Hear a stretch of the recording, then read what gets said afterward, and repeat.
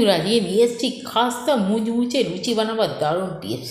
এই টিপসটি যদি আপনি ফলো করেন তাহলে লুচি হবে একদম খাস্তা, যে খাবে মুখে লেগে থাকবে।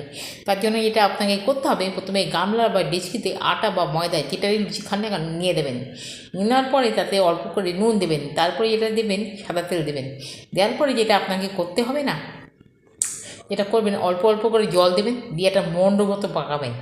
এরপরে করতে হবে আসল কাজটি, যেটা আমি বলবো সেটা হলো আপনার মনের মধ্যে যাদের প্রতি রাগ খুশি রেখেছেন, যাদের বলতে পারছেন না, রাগের ভেতরে মনের মধ্যে গজগজ করছেন জ্বলছেন, তাদের নাম করে না একটা ভুসি পাকাবেন।